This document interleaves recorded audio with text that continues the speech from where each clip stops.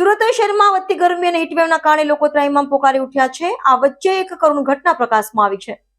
પોતાની લાડકવાઈ દીકરીને ધોરણ 12 કોમર્સની બોર્ડની પરીક્ષાના કેન્દ્ર પર મૂકીને પરત ફરી રહેલા કઠોર પ્રાથમિક શાળાના શિક્ષક રસ્તામાં જ બેભાન ઢળી પડતા હતા અને ટૂંકી સારવાર બાદ તેમનું નિધન થયું હતું.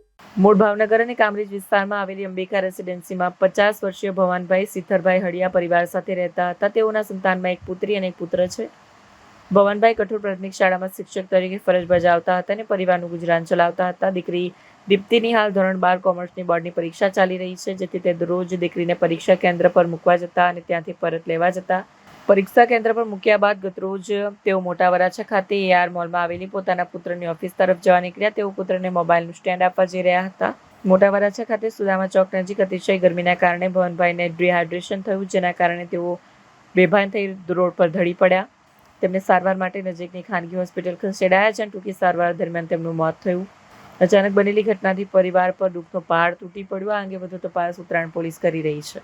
આ ઘટનામાં સૌથી વધુ હૃદયસ્પર્શી બાબત પુત્રી દીપ્તિની હિંમત રહી છે. એક તરફ પિતાના મોતના સમાચાર મળ્યા હતા, તેમ છતાં પિતાનું સપનું પૂરું કરવા દીપ્તિએ ભારે હૈયે ધીરજ રાખી સેક્રેટરીયલ પ્રેક્ટિસનું પેપર પૂર્ણ કર્યું. એટલું જ નહીં, આગામી 17મી માર્ચે આવનારું છેલ્લું પેપર પણ તે આપશે તેવો મક્કમ નિર્ધાર કર્યો છે.